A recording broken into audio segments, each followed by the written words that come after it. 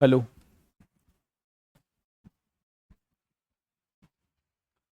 चलिए, नमस्कार प्यारे साथियों, जय श्री महाकाल। मैं कुमार विनय स्वागत करता हूं आप सभी का आपके अपने रोजगार विद अंकित के इस ऑनलाइन प्लेटफॉर्म पर। उम्मीद करता हूं आप सभी साथी स्वस्थ होंगे, मस्त होंगे, व्यस्त होंगे और बहुत ही बेहतरीन तरीके से अपनी तैयारी को अंजाम दे रहे होंगे। दोस्तों, मैंने आपसे वायदा किया था कि मैं आज पीवाईक्यू लेकर के आऊंगा और बिल्कुल मैं आप लोगों के लिए पीवाईक्यू लेकर के आया हूं। आज हम प्रश्नों को सॉल्व करेंगे, कुछ क्वेश्चंस को मैं लेकर के आया हूं ताकि आपको अच्छी तरीके से वो चीजें समझ में आए। तो सभी लोग सबसे पहले तो क्लास के साथ में मेरे साथियों जुड़ जाएंगे ताकि आज की इस कक्षा को हम विधिवत रूप से शुरू कर सकें। ठीक है, आइए, बहुत सारे लोग जुड़ चुके हैं। अयोध्या की धरती से भी प्रणाम कर रहे हैं भाई। आपको भी अयोध्या की धरती को भी मैं यहां उज्जैन की धरती से प्रणाम करना चाहता हूं।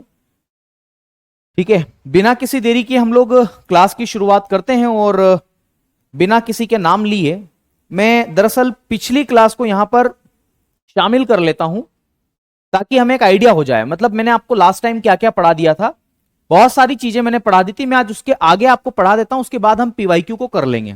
तो ध्यान रखिएगा, मैंने आपको दरअसल दो कॉन्सेप्ट बताए थे। अगर आप लोगों को ध्यान होगा वो दो कॉन्सेप्ट कौन कौन से थे, तो एक कॉन्सेप्ट था मेरे साथियों जीडीपी और दूसरा कॉन्सेप्ट था आपका एनडीपी। ठीक है, दोनों मैंने बता दिया था। आज मैं उससे आगे बढ़ने वाला हूं। मैंने यह भी बताया था कि बेस ईयर क्या होता है ना, जिसे हम आधार वर्ष के नाम से जानते हैं, वो क्या होता है।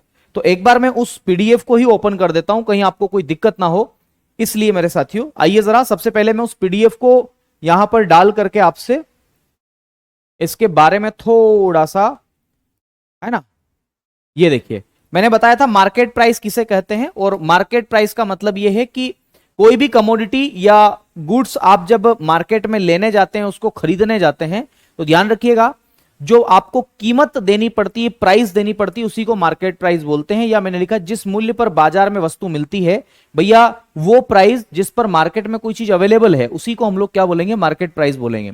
और यहीं पर एक शब्द जुड़ा हुआ है एमआरपी। एमआरपी का फुल फॉर्म होता है मैक्सिमम रिटेल प्राइस, हिंदी में इसको बोलते हैं अधिकतम खुदरा मूल्य। मार्केट प्राइस जो है वो किसके बराबर होती है, तो एक सूत्र है बहुत ही इंपॉर्टेंट है, परीक्षा में अक्सर पूछा जाता है। Market price is equal two factor cost plus indirect tax minus subsidy. इसका मतलब है कि बाजार कीमत किससे मिलकर के बनेगी, तो ध्यान रखिएगा किसी भी वस्तु को बनाने में जो कॉस्ट लग रही है, जो लागत लग रही है, उसको जोड़ा जाएगा, प्लस सरकार जो टैक्स लगा रही है इनडायरेक्ट टैक्स, क्योंकि वस्तु और सेवा पर इनडायरेक्ट टैक्स लगता है, उसको जोड़ा जाएगा। लेकिन सरकार बहुत सारी जो चीजें हैं, ध्यान रखिएगा, उन पर सब्सिडी भी देती है, तो सब्सिडी को माइनस कर लिया जाएगा। ये फॉर्मूला है, आपको याद कर लेना है। तो मार्केट प्राइस बराबर factor cost plus indirect tax minus subsidy. और मैंने एग्जांपल दिया था कि मार्केट प्राइस बराबर फैक्टर कॉस्ट मान लो 10 रुपए है और इनडायरेक्ट टैक्स आपका 2 रुपए है और सब्सिडी जो है वो 1 रुपए है। तो भैया मार्केट प्राइस जो मिलेगी वो क्या मिलेगी, 10 + 2 - 1 यानी कि 11, यानी कि 11 रुपए उसकी क्या होगी, मार्केट प्राइस होगी। ये बात मैं आपको बता चुका था। फिर जीडीपी के बारे में मैंने बताया था, ग्रोस डोमेस्टिक प्रोडक्ट किसे कहते हैं, तो यह लिखा हुआ है डोमेस्टिक प्रोडक्ट। इसका मतलब है देश की डोमेस्टिक बाउंड्री में प्रोडक्शन होना चाहिए। देश की डोमेस्टिक बाउंड्री में प्रोडक्शन अगर हो रहा है, चाहे वह कहीं से भी हो रहा है, ध्यान रखना कोई भी कर रहा है, भारत का व्यक्ति करे, यहां पर इंडियन सिटीजन करे, या फिर किसी अदर कंट्री का अगर कोई व्यक्ति है, अमेरिका, जापान, जर्मनी, कहीं का भी हो एटसेट्रा, हमें उससे मतलब नहीं है। बस प्रोडक्शन हमारी डोमेस्टिक बाउंड्री में होना चाहिए। अगर प्रोडक्शन हुआ है तो उसे हम लोग किस नाम से जानते हैं, तो उसे हम लोग आप जीडीपी के नाम से जानते हैं। और ये सब किस में होता है, तो सिंगल फाइनेंशियल ईयर के बीच में होता है। मैंने यहां पर लिखा भी है, दो बातें आपको याद रखना है कि प्रोडक्शन कौन कर रहा है। प्रोडक्शन निवासी करे, रेसिडेंशियल व्यक्ति यहां का करे या नॉन रेसिडेंशियल करे, दोनों हो सकते हैं। उत्पादन कहां हो रहा है, तो प्रोडक्शन हो कहां रहा है, तो ध्यान रखिएगा ये घरेलू सीमा में हो रहा है, डोमेस्टिक बाउंड्री में हो रहा है। ये सब बातें मैं आपको पढ़ा चुका था। और जीडीपी की गणना या कैलकुलेशन ऑफ जीडीपी जो है वो दो टाइप्स पे की जाती है। एक को हम बोलते हैं नॉमिनल जीडीपी, दूसरी को हम बोलते हैं रियल जीडीपी या वास्तविक जीडीपी, हम इसे हिंदी में कह देते हैं। ध्यान रखिएगा मेरे दोस्त, जो नॉमिनल जीडीपी है उसकी कैलकुलेशन जो करंट ईयर की प्राइसेस है गुड्स एंड कमोडिटी की, उसके बेस पर की जाती है, मैंने आपको यह बताया। और जो रियल जीडीपी है उसमें जो जीडीपी की कैलकुलेशन है वो बेस ईयर के बेस पर की जाती है। बेस ईयर वर्तमान में क्या है, हमारा करंट का बेस ईयर, जो करंट ईयर चल रहा है फाइनेंशियल ईयर, इसके लिए बेस ईयर क्या रखा गया है जीडीपी की कैलकुलेशन के लिए, तो ध्यान रखिएगा 2011-12 जो है वो रखा गया है।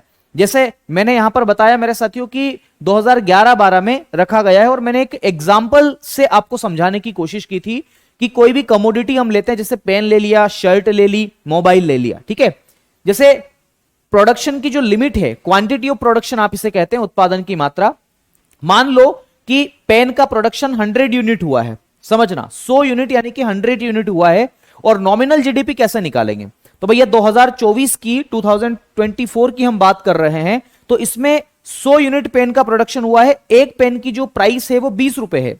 भैया करंट ईयर की अगर प्राइस के बारे में हम बात करें तो ध्यान रखिएगा 20 रुपए एक पेन की कीमत है, तो इसकी जीडीपी कितनी निकलेगी? 2000 रुपए, यानी कि 2000 रुपी जीडीपी निकलेगी। ये नॉमिनल जीडीपी है। वहीं अगर रियल जीडीपी की हम बात करें तो बेस ईयर 2011-12, 2011-12 का यूज किया जाएगा। और मान लो 100 यूनिट पेन का प्रोडक्शन हुआ है, लेकिन एक पेन की जो प्राइस है वो 2011-12 में 10 रुपए थी, तो जीडीपी कितनी निकलेगी? 1000 रुपए निकलेगी, है ना। वैसा ही मेरे साथियों शर्ट की मैंने बात करी थी कि मान लो 100 शर्ट जो है उसका प्रोडक्शन हुआ है किसी एक सिंगुलर फाइनेंशियल ईयर में, और 100 यूनिट जो है मेरे साथियों उसका प्रोडक्शन किया गया। नॉमिनल जीडीपी कैसे निकालेंगे? मान लो एक शर्ट की कीमत 50 रुपीज है, तो भैया 100 शर्ट की कीमत जो है वो 5000 रुपीज हो जाएगी। वहीं पर आपकी जो रियल जीडीपी निकाली जाएगी वो 2011-12 की प्राइस पर निकाली जाएगी। मान लेते हैं कि उस समय जो है एक शर्ट की प्राइस 25 रुपए थी, तो भैया 100 यूनिट की कितनी हो जाएगी? तो 2500 यानी कि 2500 रुपए, 2500 जो हो जाएगी। ये बात आपको ध्यान रखना है, ठीक है। चलिए बहुत बढ़िया। मोहित जी पढ़ो इधर। मोबाइल मान लो किसी प्रोडक्शन हमने किया किसी देश की इकोनॉमी के अंदर, और 20 मोबाइल हमने 20 यूनिट मोबाइल्स का प्रोडक्शन किया, यह बात आपको ध्यान रखना है। और मान लेते हैं कि 1000 रुपए नॉमिनल जीडीपी है, या नॉमिनल अगर जीडीपी हम निकालेंगे तो करंट ईयर की जो प्राइस है 1 यूनिट की वो 1000 रुपए, तो 20 यूनिट की कितनी हो जाएगी? 20,000 रुपए। वहीं पर अगर यही मोबाइल 2011-12 में मैं खरीदता तो उस समय इसकी जो प्राइस थी वो 500 रुपीज ही थी। तो ध्यान रखिएगा 20 यूनिट का 500 से मल्टीप्लाई करेंगे तो 10K यानी कि 10,000 या 10,000 आप बोलते हैं इसको, ये आपका आंसर आएगा। यानी कि कहीं ना कहीं आपको दो बातें स्पष्ट हो रही होगी, और वो बातें क्या स्पष्ट हो रही होगी कि रियल जीडीपी हमेशा, ध्यान रखिएगा, real GDP is always less than nominal GDP. बात समझ में आ रही है? हिंदी भाषी ज्यादा बच्चे हैं इसलिए मैं उनका भी नुकसान नहीं करूंगा और अंग्रेजी वालों का भी नुकसान नहीं करूंगा। मैं कहना यह चाहता हूं कि वास्तविक जीडीपी हमेशा जो है वो नॉमिनल जीडीपी से क्या होती है? कम होती है। या मैंने आपको यह कहा कि real GDP is always less than nominal GDP, या हम एक और बात कह सकते हैं कि nominal GDP is always greater than real GDP. Okay, यह बात आपको ध्यान रखना है। मोहम्मद अनास, सर रिकॉर्ड क्लास है क्या? मुझे क्या पूछ रहे हो यार, तुम्हारी समस्या ही खत्म नहीं होती भाई। चलिए, NDP net domestic product, GDP में से डेप्रिसिएशन को माइनस किया जाता है तो ये एनडीपी निकलता है। अंतिम मूल्य क्या है? Final price. तो भैया अंतिम मूल्य को ही आप, फाइनल प्राइस को ही आप मार्केट प्राइस भी कहते हैं, और मार्केट प्राइस का सूत्र मैंने यहां पर भी लिख दिया है। आज हमें पढ़ना है जीएनपी, एनएनपी, मिडिल गुड्स आप बोल सकते हैं, या इंटरमीडिएट गुड्स भी आप इसे कह सकते हैं, या फिर मेरे साथियों अब फाइनल प्रोडक्ट क्या है इसके बारे में हम बात करेंगे, और फिर पीवाई क्यू करेंगे। तो बिना किसी देरी किए मैं शुरू हो जाता हूं मेरे साथियों, और ध्यान रखिएगा मैं अगला जो पॉइंट लिखने वाला हूं वो किसके संबंधित है? तो जीएनपी पढ़ाने वाला हूं। तो सबसे पहले तो आप लिखेंगे जीएनपी, जीएनपी, जीएनपी ही पढ़ाना था ना? हाँ जीएनपी। और जीएनपी का फुल फॉर्म आपने कल भी लिखा था, आज भी लिखो, है ना। तो ध्यान रखिएगा जीएनपी का जो फुल फॉर्म है वो क्या है मेरे दोस्त? तो जीएनपी का फुल फॉर्म है ग्रोस नेशनल प्रोडक्ट। क्या बोलते हैं? Gross national product. सबसे पहले ना फुल फॉर्म याद रख लेना। देखो एसएससी जीडी में फुल फॉर्म पूछे जाते हैं, और एसएससी सीजीएल में थोड़ा सा अंदर घुस जाता है। वो क्या घुसता है वो हम बात करते हैं। तो ग्रोस नेशनल प्रोडक्ट आप इसे कहते हैं, ग्रोस नेशनल प्रोडक्ट आप इसे कह देते हैं। और ग्रोस नेशनल प्रोडक्ट को आप अंग्रेजी में, सॉरी हिंदी में किस नाम से जानते हैं? तो ध्यान रखिएगा ग्रोस नेशनल प्रोडक्ट को आप जानते हैं, ग्रोस का मतलब होता है सकल, शकल मत कर देना, सकल होता है सकल। नेशनल का मतलब होता है राष्ट्रीय, सकल राष्ट्रीय, और प्रोडक्ट का मतलब होता है उत्पाद, सकल राष्ट्रीय उत्पाद आप इसे कहते हैं।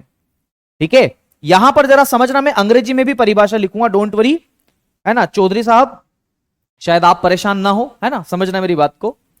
मेरे साथियों जीएनपी जो है वो है क्या? दरअसल जीएनपी का फार्मूला क्या है? तो पहले मैं हिंदी में परिभाषा लिख देता हूं, फिर अंग्रेजी में लिख दूंगा, है ना। तो ध्यान रखिएगा मेरे साथियों, एक वित्तीय वर्ष में, ध्यान रखना यहां पर लिखा है राष्ट्रीय उत्पाद, सकल राष्ट्रीय उत्पाद। एक वित्तीय वर्ष में मेरे साथियों, सिंगुलर फाइनेंशियल ईयर की अगर मैं बात करूं, तो देश के निवासी के द्वारा, मेरे साथियों ध्यान रखना, देश के निवासियों के द्वारा देश की घरेलू सीमा में या बाहर कहीं भी अगर प्रोडक्शन हो रहा है तो उसकी टोटल वैल्यू जो है उसे हम लोग किस नाम से जानते हैं? तो जीएनपी के नाम से जानते हैं। ऐसे समझ में नहीं आने वाला है, पहले इसको थोड़ा सा डायग्राम से हम लोग समझ लेते हैं जीएनपी का मतलब क्या है। देखो यहां पर दो चीजें आपको, या दो तीन बातें उसको मैं आपको स्पष्ट कर देता हूं कि जीएनपी का मतलब क्या है।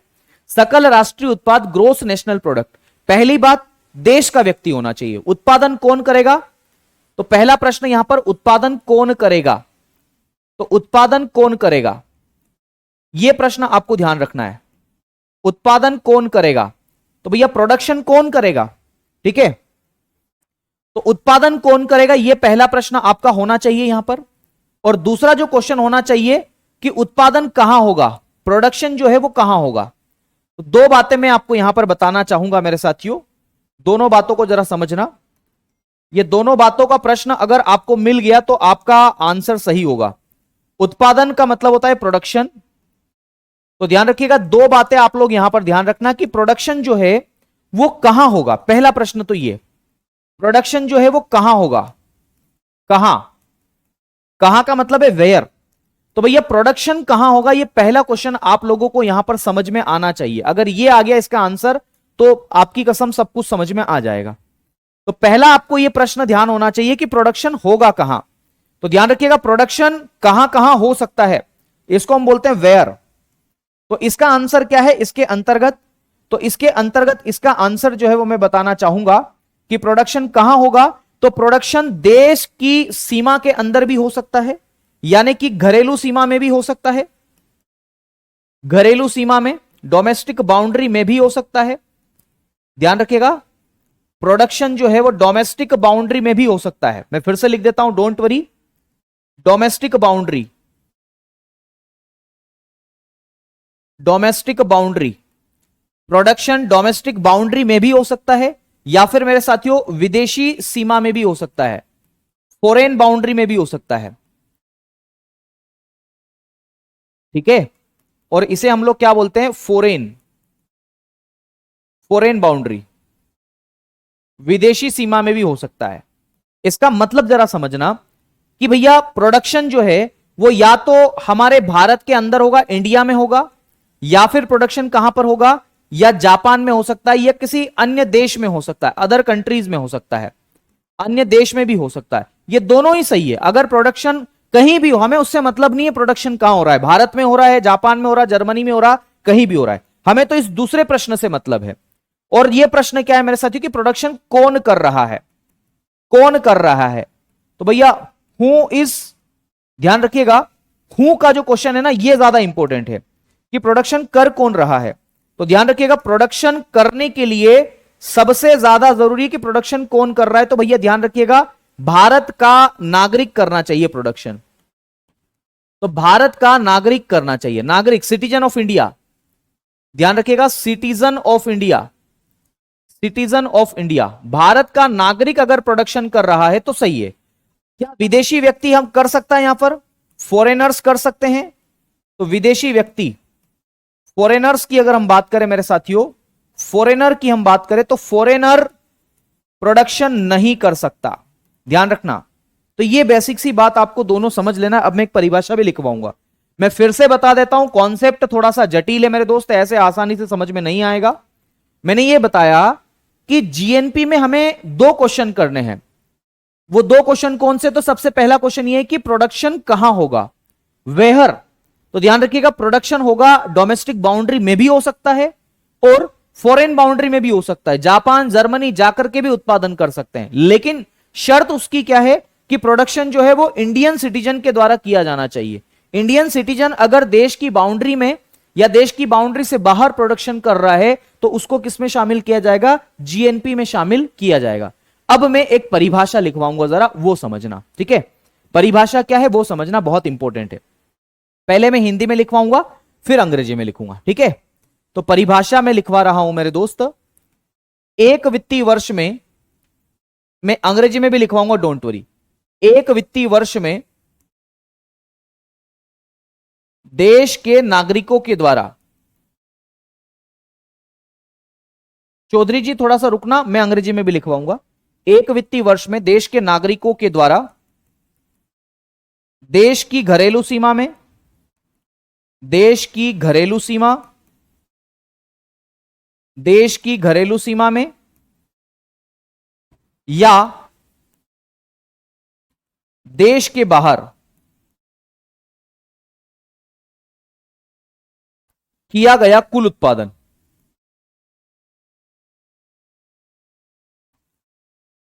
किया गया कुल उत्पादन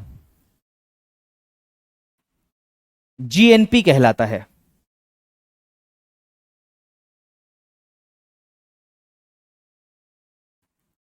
आ रही बात समझ में?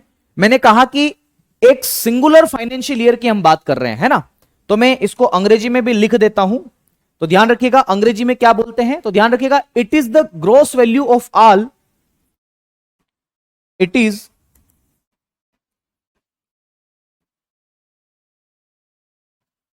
The gross value of all goods and services,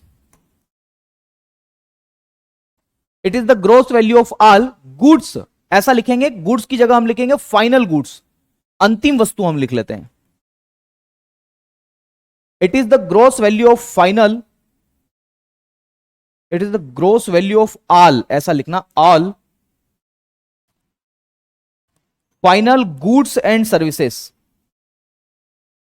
goods and services, goods and services को हम बोलते हैं वस्तु और सेवा, ध्यान रखिएगा, goods and services produced inside the,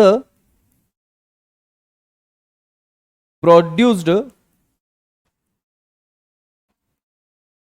inside the, ध्यान रखिएगा, produced inside, inside the country, inside the domestic boundary, ऐसा भी लिख सकते हो, inside the domestic boundary, inside the domestic boundary, यानी कि डोमेस्टिक बाउंड्री के अंदर भी, और आउटसाइड द कंट्रीज, और आउटसाइड द कंट्रीज, ठीक है, यानी कि देश की घरेलू सीमा के अंदर और देश की घरेलू सीमा से बाहर भी मेरे साथियों, ठीक है, द कंट्रीज, ये बात ध्यान रखिएगा। ओके, किसके द्वारा? Outside the countries, by the Indian citizen, bye the Indian citizen, ठीक है, बाय द इंडियन सिटीजन्स, ठीक है, इंडियन सिटीजन, बहुत बढ़िया, over a annual financial year,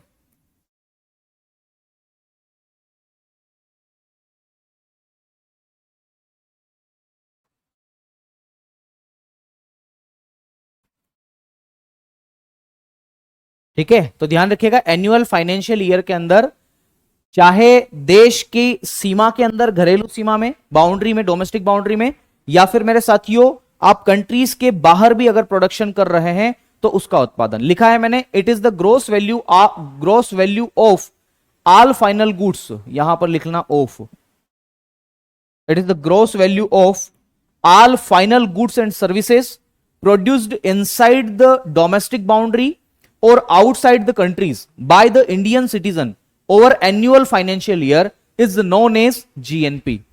यह बात आपको ध्यान रखना है ना? और हिंदी में क्या बोलते हैं? तो एक वित्तीय वर्ष में देश के नागरिकों के द्वारा देश की घरेलू सीमा में या देश के घरेलू सीमा से बाहर किया गया कुल अंतिम वस्तु और सेवा का जो उत्पादन है उसी को जीएनपी कहा जाता है। यह बात आपको ध्यान रखना है। अब जरा एक बात समझना मेरे साथियों, ये थोड़ा सा टॉपिकल इसलिए है क्योंकि यहां से प्रश्न आते हैं आपकी एग्जाम में। क्या प्रश्न बनेगा? दरअसल जीएनपी है ना, सुनना मेरी बात को, जीएनपी ग्रोस नेशनल प्रोडक्ट है। तो जीएनपी में हमें किन किन चीजों को शामिल करना पड़ेगा? तो जीएनपी का एक सूत्र है GDP plus X minus M. अब बोले ये क्या बला है? याद रखना पड़ेगा सूत्र आपको, और इस सूत्र को मैं लिखवा देता हूं कि ये क्या है। यहां पर एक्स क्या है और वाई क्या है, तो ध्यान रखिएगा। जीएनपी तो आपको पता ही है, जीडीपी भी आपको पता है। एक्स इज इक्वल टू क्या होता है, तो ध्यान रखिएगा एक्स का मतलब क्या है वो मैं आपको यहां पर बता देता हूं कि एक्स का मतलब क्या है। तो एक्स का मतलब यह है मेरे साथियों कि जो इंडियन सिटीजन है वो कहीं फॉरेन में जाकर के किसी भी चीज का प्रोडक्शन कर रहा है, उसे हम एक्स के नाम से जानते हैं। तो मैं लिख रहा हूं देशवासियों द्वारा विदेशी सीमा में किया गया उत्पादन। देशवासियों द्वारा, या ऐसा लिखें नागरिकों द्वारा, देश के नागरिकों द्वारा, देश के नागरिकों द्वारा, देश के नागरिकों द्वारा विदेशों में किया गया उत्पादन।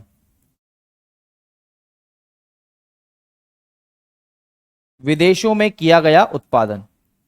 तो भैया जो देश के नागरिक है उनके द्वारा विदेशों में जो उत्पादन किया गया है उसको मेरे साथियों शामिल इसमें किया जाएगा, जोड़ा जाएगा। और एम क्या है मेरे साथियों, तो विदेशियों द्वारा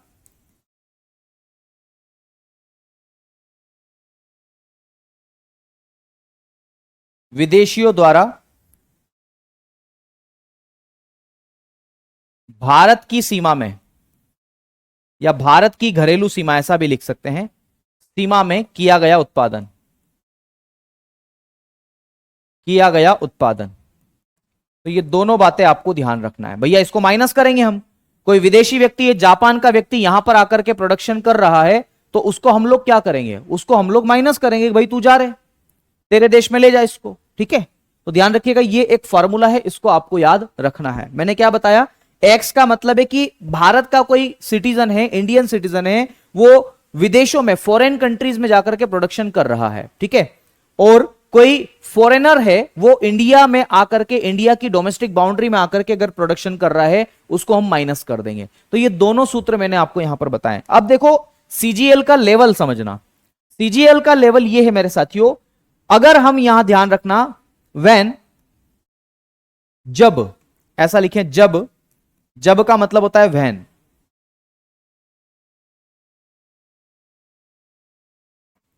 जब अगर आपसे कोई पूछे कि भैया x बराबर m हो जाए तो क्या होगा, तो जब x बराबर m हो जाए, भैया यह हो सकता है कि विदेशी व्यक्ति जो है भारत में जितना प्रोडक्शन कर रहा है उतना ही प्रोडक्शन इंडियन सिटीजन कहीं फॉरेन में जाकर के करे।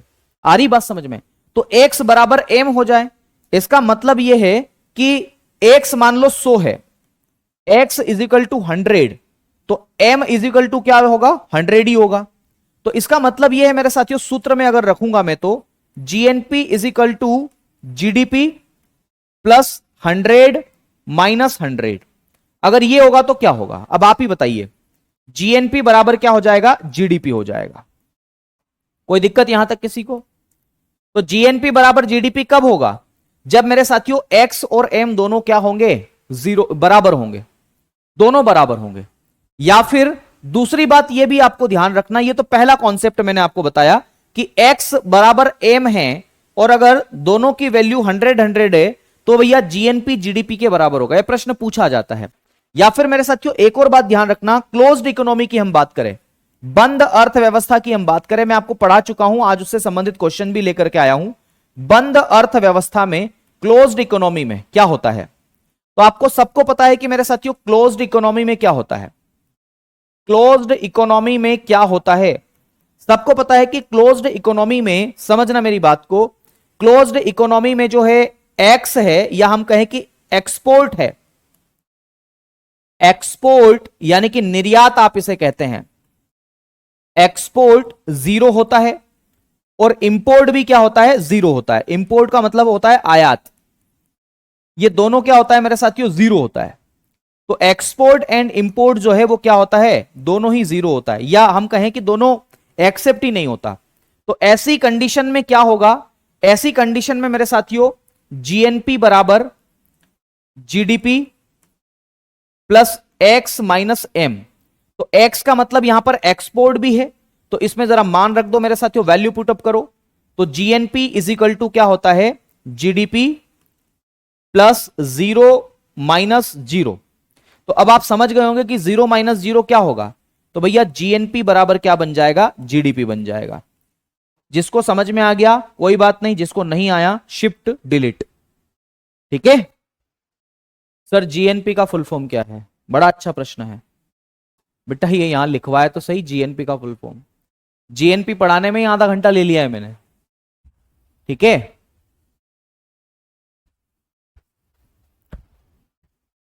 बहुत बढ़िया, शानदार। तो इतनी बातें समझ में आ गई क्या, एक बार पढ़ लो यार दोस्त इसको, है ना, बड़ा लेंदी हो जाता है हिंदी इंग्लिश दोनों में यार, संभव नहीं है यार।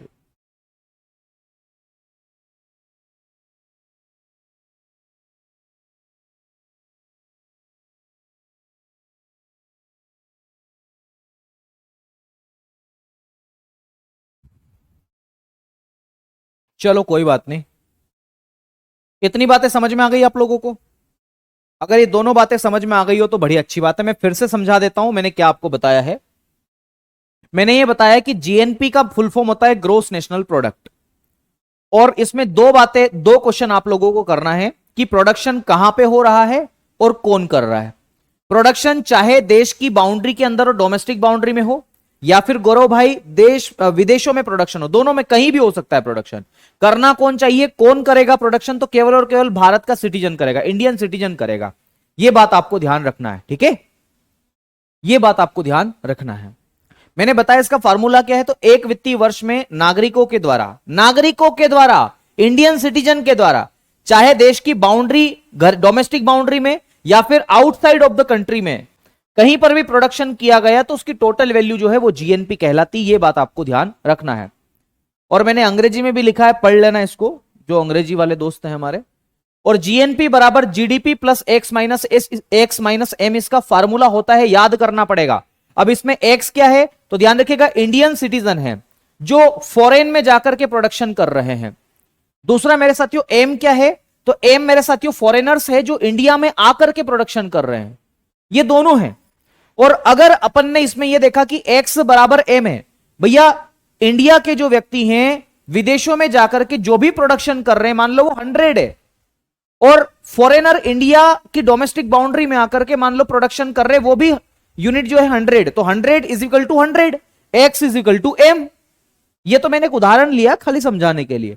तो अगर x बराबर m है और हमने मान लिया कि जो x है, let the x is equal to 100, तो m इज इक्वल टू भी क्या होगा, 100 होगा। तो जीएनपी बराबर क्या होता है, जीडीपी प्लस 100 माइनस 100, तो प्लस माइनस माइनस कैंसिल हो जाएंगे, दोनों क्या हो जाएंगे, कैंसिल हो जाएंगे। आ रही बात समझ में, ये प्लस माइनस कैंसिल हो जाएंगे, तो बचेगा GNP is equal to GDP. तो पूछा जा सकता है आप लोगों से। दूसरी बात, क्लोज्ड इकोनॉमी में क्या होता है, एक्सपोर्ट और इंपोर्ट जो है वहां जीरो होता है, ठीक है। The value of export and import is equal to zero. और यहां पर एक्स का मीनिंग ही होता है एक्सपोर्ट करना, और एम का मतलब होता है इंपोर्ट करना। तो GDP is equal to GNP is equal to GDP plus X minus M, और 0 0 है तो ये भी कट जाएंगे, तो जीएनपी हो जाएगा। पूछा जाता है क्वेश्चन, क्या पूछा जाएगा, क्लोज्ड इकोनॉमी में जीडीपी किसके बराबर होती है, तो जीएनपी के बराबर होती है, ठीक है। ये बात ध्यान रखना, क्लोज्ड इकोनॉमी में GDP is equal to GNP. ये प्रश्न पूछे गए हैं और ऐसे प्रश्न कई बार पूछे जाते हैं, ये बात याद रखिए। बस चलिए, इतनी बातें आपको समझ में आ गई, तो एक लास्ट क्वेश्चन और मैं करवा देता हूं इसके अंदर, वो है मेरे साथियों एनएनपी। एनएनपी, हालांकि कल मैंने शायद इसका फुल फॉर्म आपको बता दिया था, नहीं तो मैं आज फिर बताऊंगा ऐसा क्या है। तो ध्यान रखिएगा, एनएनपी का फुल फॉर्म होता है net national product. Net national product, net national product, ठीक है। और नेट नेशनल प्रोडक्ट को आप हिंदी में किस नाम से जानते हैं, तो नेट का मतलब होता है निवल, और नेशनल का मतलब होता है राष्ट्रीय, और प्रोडक्ट का मतलब होता है उत्पाद। तो नेट नेशनल प्रोडक्ट आप इसे कहते हैं, ठीक है। नेट नेशनल प्रोडक्ट आप इसे कहते हैं, हिंदी में इसके लिए शब्द है निवल राष्ट्रीय उत्पाद। क्या होता है ये, तो कुछ नहीं, एक फॉर्मूला आप लोगों को याद रखना है, और वो फॉर्मूला क्या है, तो ध्यान रखिएगा, जीएनपी में से समझना एनएनपी बराबर क्या होता है, तो मैं यहां पर लिख रहा हूं एनएन, एक मिनट यार,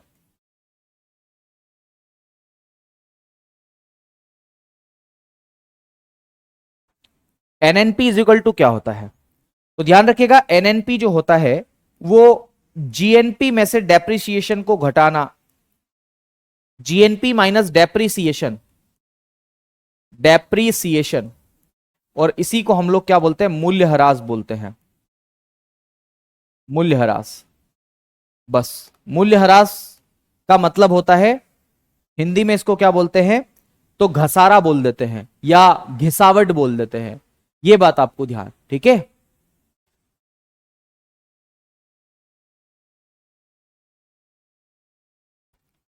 बहुत बढ़िया, ठीक है ना, ये याद आपको रखना है, कोई दिक्कत तो नहीं यहां पर। तो ये एनएनपी का मतलब है, एनएनपी का मतलब यही होता है। तो ये आपका पूरा टॉपिक मेरी ओर से समाप्त हो गया है, आप लोग जरूर इसको कर लीजिएगा थोड़ा सा और अच्छा मेरे दोस्त। चलिए अब हम क्वेश्चंस को यहां पर शामिल करते हैं, क्या क्या क्वेश्चंस आपकी एग्जाम में पूछे गए हैं, जरा उनको भी हम देख लेते हैं कि क्वेश्चंस किस तरीके से आपकी परीक्षा में आए हैं। मैंने आपसे वायदा किया था, तो वायदे के मुताबिक मैं आप लोगों के लिए कुछ क्वेश्चंस भी लेकर के आया हूं। जैसे पहला क्वेश्चन है मेरे दोस्त, भारत में मिश्रित अर्थव्यवस्था का अर्थ क्या है। अंग्रेजी में क्वेश्चन है, mixed economy in India means, भैया मिक्स्ड इकोनॉमी का इंडिया में क्या मतलब है, ये बताइए। आयुष जी कह रहे हैं डेप्रिसिएशन समझा दीजिए, मैंने कल समझाया था, कल नहीं आए थे शायद आप। डेप्रिसिएशन का मतलब होता है घसारा, मूल्यह्रास।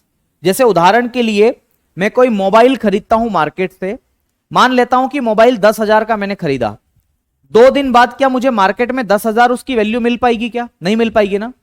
अगर मैं उसे बेचूंगा तो वो 5,000 6,000 इतने में ही बिकेगा, तो उसी को हम लोग क्या बोलते हैं, डेप्रिसिएशन बोलते हैं, ठीक है, मूल्यह्रास बोलते हैं।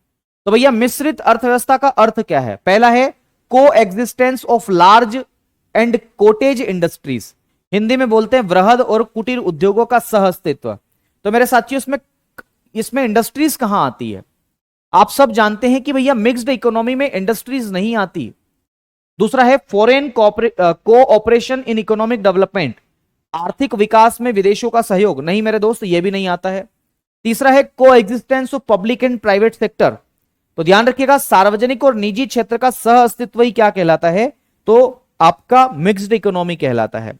भैया प्राइवेट सेक्टर और गवर्नमेंट सेक्टर दोनों साथ मिलकर के अगर प्रोडक्शन करते हैं तो उसी को आप लोग किस नाम से जानते हैं, जीडीपी, सॉरी मिक्स्ड इकोनॉमी के नाम से जानते हैं। Option number C is the correct answer of this question, ठीक है। अगला क्वेश्चन है, भारत में किस तरह की अर्थव्यवस्था है, what type of economy does India have, बताइए क्या भारत में सोशलिस्ट या समाजवादी अर्थव्यवस्था है, या फिर गांधीयन इकोनॉमी है, गांधीवादी अर्थव्यवस्था, या मिक्स्ड इकोनॉमी है और स्वतंत्र या इंडिपेंडेंट इकोनॉमी है। तो ध्यान रखिएगा, मैं आपको बता देना चाहता हूं भारत में समाजवादी अर्थव्यवस्था नहीं है। समाजवादी या सोशलिस्ट इकोनॉमी में मैंने बताया था कि जो प्रोडक्शन है वो गवर्नमेंट करती है, या रिसोर्सेस पर किसका एलोकेशन होता है, गवर्नमेंट का होता है, ठीक है। तो ध्यान रखिएगा ये हो नहीं सकता। गांधी जी की बात हम ज्यादा मानते नहीं है भारत में, तो ये भी नहीं है मेरे साथियों। स्वतंत्र भी नहीं है, इंडिपेंडेंट भी नहीं है ना। तो ध्यान रखिएगा भारत में किस प्रकार की इकोनॉमी है, मिक्स्ड इकोनॉमी है। कैसी इकोनॉमी है, मिक्स्ड। और मिक्स्ड इकोनॉमी के बारे में मैं आपको बता चुका हूं कि प्राइवेट सेक्टर और गवर्नमेंट सेक्टर दोनों साथ मिलकर के काम करते हैं, उसको हम लोग किस नाम से जानते हैं, मिक्स्ड इकोनॉमी के नाम से जानते हैं। इतनी बातें समझ में आ गई आप लोगों को, कोई दिक्कत वाली बात तो नहीं है मेरे दोस्त। चलिए अगली बात करते हैं, अगला क्वेश्चन लेते हैं मेरे दोस्त। और अगला क्वेश्चन क्या है जरा वो समझना। तो ये रहा आपका अगला क्वेश्चन इस प्रकार से, भारतीय अर्थव्यवस्था की विशेषता है, इंडियन इकोनॉमी की जो लिखा हुआ था, Indian economy is characterised by, क्या यहां की विशेषता क्या है, इसके कैरेक्टरिस्टिक्स क्या है। तो भैया पहला ऑप्शन है कृषि की प्रधानता, डोमिनेंस ऑफ एग्रीकल्चर, बिल्कुल सही बात है, कृषि की प्रधानता है इंडिया की इकोनॉमी में। दूसरा है उद्योगों की प्रधानता, हमारे देश में भी इंडस्ट्री तो जो है वो ज्यादा नहीं है, इंडस्ट्रीज का डोमिनेंस हमारे देश में न के बराबर है, ये भी नहीं हो सकता। न्यून प्रति व्यक्ति आय, बिल्कुल सही बात है, हमारे यहाँ जो पर कैपिटा इनकम है वो बहुत कम है, तो लो पर कैपिटा इनकम, ये बिल्कुल सही है। वृहद बेरोजगारी, बहुत ज्यादा भाई, खूब बेरोजगारी है, मैसिव अनएम्प्लॉयमेंट, ये भी सही है। फिर लिखा है नीचे लिखे गए कूट से सही उत्तर चुनिए, अंग्रेजी में भी पढ़ देता हूं। Select the correct answer from the code given below. तो भैया कौन कौन से कोड सही है? 1, 3 एंड 4 सही है। ठीक है, तो 1, 3 एंड 4, 1 एंड 2 ये गलत हो गया। 1 सेकंड, सेकंड आना ही नहीं चाहिए, ये भी गलत हो गया। सेकंड, थर्ड ये भी गलत हो गया, तो बचेगा D, 1, 3 and 4। Okay, option number D is the correct answer of this question. आ रही बात समझ में? आ रही है ना? ऐसे प्रश्न आते हैं आपकी परीक्षा में, कोई बात नहीं, आगे देखो देखो क्या क्या होता है।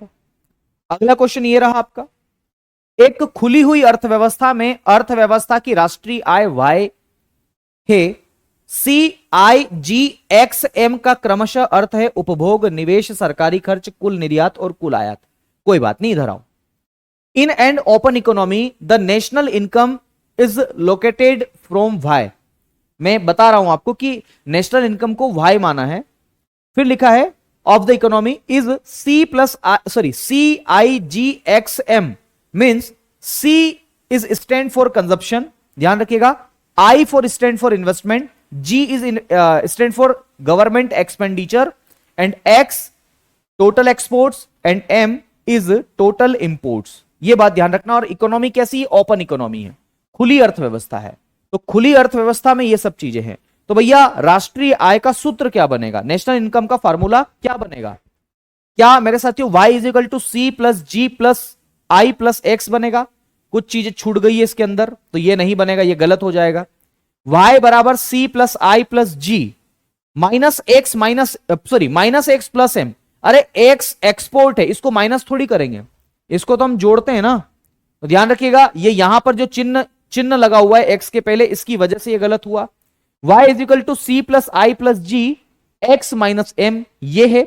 या फिर मेरे दोस्त y is equal to G plus I plus minus G, ये तो गलत हो गया, तो C सही है इसका। मैंने बताया था ना, इसकी जगह मैं ये भी लिख सकता हूं, y की जगह में NI लिख दिया था मैंने आपको, और क्या, नेशनल इनकम बराबर C plus G plus I plus X minus M। ये भी फॉर्मूला सही है, इसमें अंतर ही क्या है? y is equal to NI लिख दिया, इसमें कोई अंतर नहीं है। तो ये भी इसका आंसर क्या होगा? तो ये इसका आंसर होगा भैया। Option number C is the correct answer of this question. ठीक है, नेक्स्ट क्वेश्चन जरा इसको पढ़िए। हिंदू वृद्धि दर किस वृद्धि दर से संबंधित है? Hindu growth rate is related to which growth rate? तो ध्यान रखिएगा, हिंदू वृद्धि दर जो है वो पर कैपिटा इनकम से है, नेशनल इनकम से है, या राष्ट्रीय आय साक्षरता से है? तो ध्यान रखिएगा, इसके दो उत्तर सही है। जो हिंदू ग्रोथ रेट है दरअसल वो दो नहीं है, इसके अकॉर्डिंग आपका एक ही सा आंसर होगा, नेशनल इनकम से रिलेटेड है। ऐसा माना जाता है कि हिंदुओं की जो संख्या है वो कब बढ़ी? तो ध्यान रखिएगा, आजादी के 3 दशक बाद यानी कि 1950 तक प्रोफेसर राजकृष्ण ने मेरे साथियों इसके ऊपर रिसर्च करी। तो ये बात आपको ध्यान रखना है। मेरी आज ज्योग्राफी की क्लास नहीं हुई है, कल सुबह 8 बजे से मेरी ज्योग्राफी की क्लास होने वाली है। ठीक है, टाइमिंग चेंज हो गया है, सुबह 8 बजे ज्योग्राफी की क्लास होगी, अभी शाम को 6 बजे राहुल सर की क्लासेस शुरू हो गई इस वजह से। ठीक है, तो कल सुबह हम 8 बजे मिलेंगे, आज क्लास नहीं हुई है। बढ़े आगे, तो भैया ध्यान रखिएगा, ये रहा नेक्स्ट क्वेश्चन आपका। 1867-68 में भारत में प्रति व्यक्ति 20 रुपए थी, यह सर्वप्रथम अभिनिश्चित किया, लिखा हुआ है इन 1867-68 per capita income in India was 20। This was first determined by, किसके द्वारा किया गया? तो मैंने आपको सबको बताया था, दादा भाई नौरोजी इसका करेक्ट आंसर है। Option number D is the correct answer of this question. ठीक है, ऑप्शन नंबर डी जो है वो करेक्ट आंसर होगा। दादा भाई नौरोजी ने ही बताया था ना, दादा भाई नौरोजी ने ड्रेनेज थ्योरी भी दी थी। ड्रेनेज थ्योरी का मतलब होता है, हिंदी में बोलते धन का निष्कासन सिद्धांत, है ना? तो धन का निष्कासन सिद्धांत आप ड्रेनेज थ्योरी के नाम से इसे जानते हैं। ओके, चलिए बहुत बढ़िया, शानदार। बढ़ते हैं अगले प्रश्न की ओर। समझ में आ रहा है आप लोगों को? अच्छी बात है भैया। The most appropriate measure of economic growth of a country is gross domestic product, net domestic product, net national product, per capita product. लिखा हुआ है किसी देश की आर्थिक वृद्धि की सर्वाधिक उपयुक्त माप है सकल घरेलू उत्पाद यानी कि जीडीपी, या फिर मेरे साथियों एनडीपी नेट डोमेस्टिक प्रोडक्ट है, या फिर मेरे दोस्त आपकी शुद्ध राष्ट्रीय उत्पाद है नेट नेशनल प्रोडक्ट है, या प्रति व्यक्ति उत्पाद है? क्या इसका करेक्ट आंसर होने वाला है, ये बताइए जरा। सब लोग बताएंगे, आंसर सबको देना है। देखो मैं तो आंसर बता के आपको निकल जाऊंगा, पर मुझे पता तो चले कि भैया कहां दिक्कत आ रही है। ठीक है, तो आप लोगों को सबको उत्तर देना पड़ेगा इसका, कुछ भी हो जाए। सब लोग देंगे? क्या इसका करेक्ट आंसर है? ऑप्शन नंबर डी दे रहे हैं सब लोग, बहुत बढ़िया। तो ध्यान रखिएगा, ऑप्शन नंबर डी इसका करेक्ट आंसर है। पर कैपिटा प्रोडक्शन जो है, इससे आप देश की जो है वो एप्रोप्रिएट इकोनॉमिक ग्रोथ को माप सकते हैं। Option number D is the correct answer of this question. अगला है, भारत की राष्ट्रीय आय की गणना निम्नलिखित में से किसके द्वारा की जाती है? योजना आयोग, वित्त मंत्रालय, केंद्रीय सांख्यिकी संगठन या रिजर्व बैंक ऑफ इंडिया? अंग्रेजी में भी पढ़ देते हैं। In India national income is calculated by which of the following? Planning commission, ministry of finance, central statistical organisation, reserve bank of India? तो ध्यान रखिएगा मेरे दोस्तों, आपको बताना चाहता हूं कि प्लानिंग कमीशन नहीं करता है, मिनिस्ट्री ऑफ फाइनेंस भी नहीं करती है, रिजर्व बैंक ऑफ इंडिया भी नहीं करती है। सीएसओ एक संस्था है, सीएसओ, हालांकि अब इसका नाम बदल दिया गया है। सीएसओ के द्वारा यह काम पहले किया जाता था। ठीक है, चलिए अभी भी सीएसओ ही याद रखना है आप लोगों को, ठीक है, क्योंकि क्वेश्चन इसी से आता है। अगला है, भारत में राष्ट्रीय आय के मापने का निम्नलिखित में से कौन सा सही आधार वर्ष है?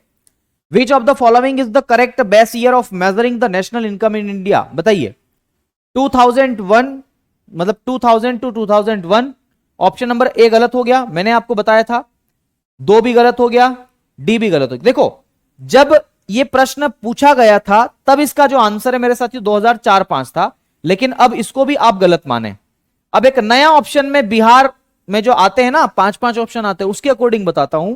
यहां पर आपको क्लिक करना है 2011-12। ध्यान रखिएगा 2011-12 इसका क्या होगा? करेक्ट आंसर होगा। तो option number E is the correct answer of this question. ये नया ऑप्शन हमने जोड़ दिया। ठीक है, 2015 में 2015 में मेरे साथियों बेस ईयर को चेंज कर दिया गया था, और 2015 में ही बेस ईयर जो है वो किसको माना गया था? तो ध्यान रखिएगा बेस ईयर माना गया था आपका 11-12 को। ठीक है, उसके पहले 2004-5 था। नेक्स्ट क्वेश्चन, भैया इसका कोई आंसर है ही नहीं इसके अंदर। भारत की इकोनॉमी कैसी है बताइए? How is the economy of India? पिछड़ी हुई, विकसित, विकासशील, अल्प विकसित? लिखा हुआ है बैकवर्ड, डेवलप्ड, डेवलपिंग या अंडर डेवलप्ड। तो मैंने आपको पढ़ाया है अल्प विकसित तो बिल्कुल भी नहीं है। बरूंडी जैसे देश, साउथ अफ्रीका, या हम कहें अफ्रीका कॉन्टिनेंट के बहुत सारी जो कंट्रीज है वो इसके अंतर्गत आती है। ठीक है, तो ये तो नहीं होगा। दूसरा मेरे दोस्त, विकासशील, तो भारत की इकोनॉमी जो है वो डेवलपिंग इकोनॉमी है, बिल्कुल सही बात है। भारत अभी विकास कर रहा है। विकसित, अमेरिका, जापान, चीन की, और पिछड़ी हुई मतलब बहुत ही ज्यादा कमजोर, तो ये भी नहीं होगा। तो करेक्ट आंसर क्या होगा? ऑप्शन नंबर सी होगा। C is the correct answer of this question. Next question, अगला क्वेश्चन है, भारत को एक अल्प विकसित देश कहा जाता है। भारत को मेरे साथियों एक अल्प विकसित देश कहते हैं। India is called an under developed countries because of its. बताइए क्या क्या है? पहला ऑप्शन दे रखा है मेरे साथियों, ध्यानपूर्वक जरा समझना इस प्रश्न को। पहला ऑप्शन है मेरे साथियों, नियोजन की आवश्यकता के कारण। अंग्रेजी में लिखा है नीड फॉर प्लानिंग, या आप इसे बोल सकते हैं अंग्रेजी में due to the need of planning भी आप कह सकते हो। दूसरा है तीव्र गति से जनसंख्या में वृद्धि के कारण, या कृषि पर अधिक निर्भरता के कारण, या औद्योगिक उन्नति की मंद गति के कारण। निम्नलिखित कूटों में से सही उत्तर चयन करना है। बताइए इसका क्या आंसर होगा मेरे साथियों? ठीक है, तो ध्यान रखना, मैं आपको बताता हूं कि अल्प विकसित देश इंडिया को क्यों कहा जाता है। इसलिए कहा जाता है क्योंकि यहां पर नियोजन की आवश्यकता है क्या? नहीं, प्लानिंग की आवश्यकता के कारण इस देश की इकोनॉमी को अंडर डेवलप्ड आप कहते हैं, ये तो गलत बात है। तीव्र गति से जनसंख्या में वृद्धि बिल्कुल है, यहां पर बहुत तेज गति से रैपिड, हम बोलेंगे रैपिड इंक्रीज हो रहा है किसका? पॉपुलेशन में, तो ये इसका करेक्ट आंसर है। कृषि पर अधिक निर्भरता के कारण, बिल्कुल सही बात है, डिपेंडेंसी हमारी जो एग्रीकल्चर सेक्टर में ज्यादा है। औद्योगिक उन्नति की मंद गति के कारण, ये भी सही है। हमारे यहां जो इंडस्ट्रियल हम कहें कि डेवलपमेंट है वो बहुत ज्यादा स्लो हो रहा है, तो ये भी इसका करेक्ट आंसर है। और उत्तर अपने को चुनना है, तो भैया कौन सा उत्तर? 2, 3, 4 कहां है? तो ओनली 1 ये गलत हो गया, 2 एंड 3 ये भी गलत हो गया, 1 एंड 2 ये भी गलत हो गया। तो भैया ऑप्शन नंबर डी इसका क्या होगा? करेक्ट होगा। तो option number D is the correct answer of this question. Next question, बंद अर्थव्यवस्था से आप क्या समझते हैं? बहुत अच्छा क्वेश्चन है। What do you understand by closed economy? मैंने बताया था क्लोज्ड इकोनॉमी में एक्सपोर्ट एंड इंपोर्ट दोनों क्या होते हैं? क्लोज्ड होते हैं। तो ऑप्शन नंबर बी इसका क्या होगा, आयात निर्यात बंद, इंपोर्ट एंड एक्सपोर्ट स्टॉप्ड होते हैं, ध्यान रखिएगा ये इसका करेक्ट आंसर है। किसी देश की पर कैपिटा इनकम, प्रति व्यक्ति आय प्राप्त की जाती है, बताओ कैसे प्राप्त हो जाती है, पर कैपिटा इनकम कैसे निकाली जाती है? तो मैंने आपको बताया था कि पर कैपिटा इनकम को निकालने के लिए टोटल नेशनल इनकम में से पॉपुलेशन का डिवाइडेशन किया जाता है। तो ध्यान रखिएगा जनसंख्या से, तो जनसंख्या से प्रति व्यक्ति आय नहीं निकल सकती, राष्ट्रीय आय से भी निकल नहीं सकती, मतलब एक चीज होगी तो कोई मतलब नहीं, दोनों होना चाहिए। तो राष्ट्रीय आय एवं जनसंख्या दोनों, बिल्कुल सही बात है, both national income and national income and population, ये दोनों होना चाहिए, तभी हम क्या निकाल सकते हैं, तो भैया पर कैपिटा इनकम या पीसीआई निकाल सकते हैं। नेक्स्ट क्वेश्चन, ये रहा आपका अगला क्वेश्चन। भारतवर्ष की राष्ट्रीय आय का अनुमान निम्नलिखित में से सर्वप्रथम किसने लगाया? Who among the following first estimate the national income of India? तो सभी को पता है दादा भाई नौरोजी, कहां है, ऑप्शन नंबर सी, ये रहा ऑप्शन नंबर सी मेरे साथियों। दादा भाई नौरोजी ने 1867-68 में मेरे साथियों ये अनुमान लगाया था, मेजरमेंट किया था कि इंडिया की जो नेशनल इनकम है वो कितनी है, तो सॉरी इंडिया की जो पर कैपिटा इनकम है वो कितनी बताई थी, 20 रुपीज बताई थी, ठीक है। नेक्स्ट वन, निम्नलिखित में से कौन सा भारतीय अर्थव्यवस्था का प्राथमिक क्षेत्र है? प्राइमरी सेक्टर कौन सा है? तो सबको पता है प्राइमरी सेक्टर को एग्रीकल्चर सेक्टर के नाम से भी जाना जाता है, ये आपका सेकेंडरी सेक्टर है मेरे साथियों, तो ये गलत हो गया। इंडस्ट्री, सहकारिता, कोऑपरेटिव आप इसे कहते हैं, ये आपका सर्विस सेक्टर है, तो ये भी गलत हो जाएगा, ये भी गलत हो जाएगा। Option number A is the correct answer of this question, agriculture is the correct answer. Next one, निम्नलिखित में से कौन सा एक तृतीय क्रियाकलाप है? टर्शियरी सेक्टर का कौन सा एग्जांपल है? तो which of the following is a tertiary activities? Agriculture, no भाई, एग्रीकल्चर नहीं आएगा, एग्रीकल्चर तो प्राइमरी सेक्टर है, ध्यान रखिएगा, ये तो प्राइमरी है ना। और बुनाई मेरे साथियों, विनिर्माण या व्यापार, तो देखो यहां पर लिखा हुआ है तृतीयक, तो तृतीयक में व्यापार आएगा, ट्रेड आएगा, तो ट्रेड एंड कॉमर्स मेरे साथियों इसमें आता है। विनिर्माण ये आपका सेकेंडरी सेक्टर का है, बुनाई भी आपका सेकेंडरी सेक्टर का है, तो ये भी नहीं आएगा। तो क्या इसका आएगा मेरे साथियों? Option number D is the correct answer of this question. तो डी जो है वो इसका क्या होगा, करेक्ट आंसर होने वाला है। परिवहन, संचार, वाणिज्य किसके अंतर्गत आता है? Transportation, communication, commerce come under which of the following? Primary sector में आता है क्या? प्राइमरी में तो एग्रीकल्चर और एनिमल हस्बेंड्री, फिशिंग, ये सब आता है, ये गलत हो गया। सेकेंडरी में आता है क्या? सेकेंडरी में तो इंडस्ट्रियल सेक्टर आता है या मैन्युफैक्चरिंग सेक्टर आप कहते हैं। टर्शियरी में आता है मेरे साथियों सारे के सारे। Option number C is the correct answer of this question. ये सारी की सारी टर्शियरी एक्टिविटीज है। कैसी एक्टिविटीज है? टर्शियरी एक्टिविटीज है, ठीक है। और डी है ग्रामीण गतिविधि। अरे गांव में परिवहन संचार कहां से आता है यार, ये तो होगा ही नहीं, ठीक है। बहुत सारे लोग जो है डी आंसर बता रहे हैं, डी नहीं होगा मेरे दोस्त, सी इसका करेक्ट आंसर होगा, ठीक है। अगला क्वेश्चन क्या है? अगला क्वेश्चन है निम्नलिखित में से क्या सही ढंग से समझाता है कि भारत अल्प विकसित अर्थव्यवस्था है? भैया भारत अल्प विकसित अर्थव्यवस्था, इस बात को कौन सही ढंग से दर्शाता है? तो हमें यहां पर भी कुछ पॉइंट्स दे रखे हैं, उसके अकॉर्डिंग हमें इसका आंसर निकालना है। तो पहला है मेरे साथियों, बड़ा अच्छा सा क्वेश्चन है, इसका आंसर जरा सभी लोग देंगे। पहला जो ऑप्शन यहां पर पूछा गया है वो क्या पूछा गया है कि आय का असमान वितरण, यहां पर जो हम कहें कि डिस्ट्रीब्यूशन ऑफ इनकम है वो इरेगुलर है। तो ध्यान रखिएगा, ये अल्प विकसित की निशानी क्या? उच्च निर्भरता दर, या राष्ट्रीय आय में वृद्धि की धीमी दर, या बैंक एवं वित्तीय क्षेत्र में परिवर्तन। बताइए क्या इसका करेक्ट आंसर होने वाला है? सब लोग बताएंगे।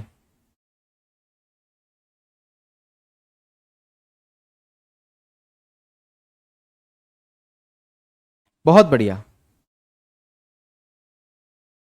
शानदार।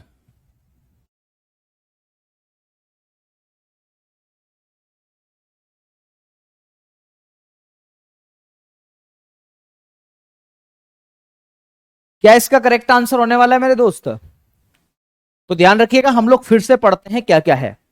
आय का असमान वितरण है भारत में, बिल्कुल है।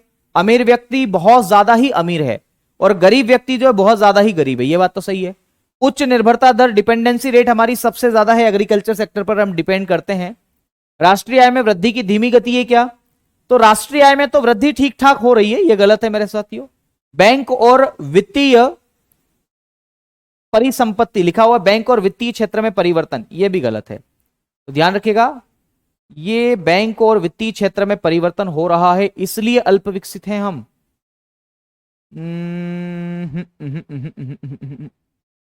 तो ध्यान रखिएगा, ये भी नहीं होना चाहिए। या तो फिर आप ऑप्शन के अकॉर्डिंग देखें अगर तो आय का असमान वितरण है भारत में, उच्च निर्भरता दर भी है, और भैया ऑप्शन में वो जवाब नहीं है, इसलिए हमें सी भी यानी कि तीसरा भी करेक्ट करना पड़ेगा, और बैंक और वित्तीय क्षेत्र में परिवर्तन हो रहा है ये भी हमें देखना पड़ेगा, तो ध्यान रखिएगा इसे भी देखना पड़ेगा। तो भैया कौन सा है, तो उपरोक्त सभी है। ये सारे के सारे रीजन है जिसकी वजह से क्या हो रहा है, भारत जो है वो अंडर डेवलपिंग में आ रहा है।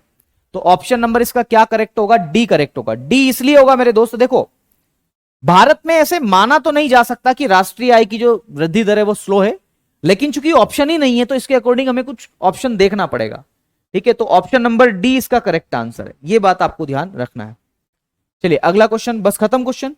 तो ये सारे के सारे क्वेश्चंस मैंने आपको करवा दिए हैं, एक बार आप जरूर देख लेना, ये आपका टॉपिक भी कंप्लीट हो गया है। अब हम कल एक नए टॉपिक की चर्चा करेंगे, है ना।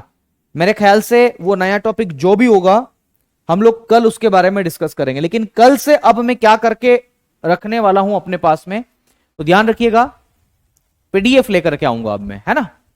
पीडीएफ लेकर के ही आऊंगा, ऐसे तो मैं परेशान हो जाऊंगा और मैं पढ़ा नहीं पाऊंगा फिर ढंग से, है ना। तो ध्यान रखिएगा उसके लिए, और जरूरी भी है, दोनों बातें जरूरी है।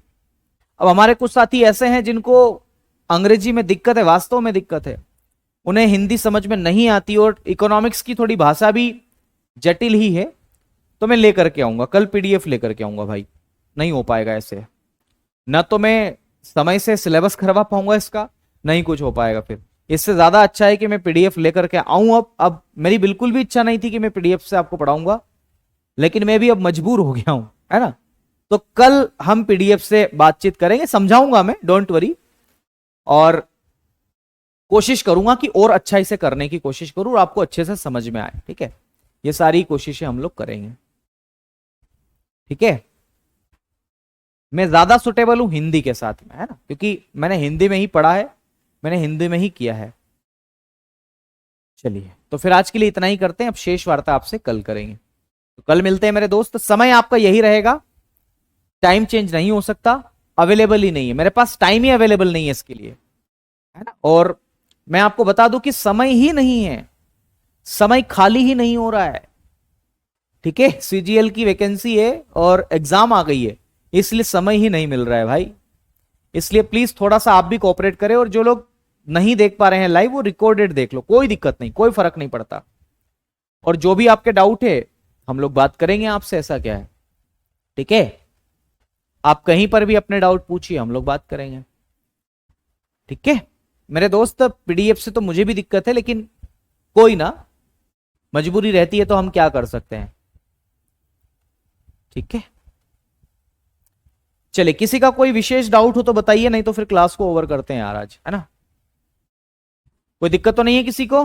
जय हिंद, बिल्कुल जय हिंद। खुशबू जी खुशबू जी ये कैसा प्रश्न है।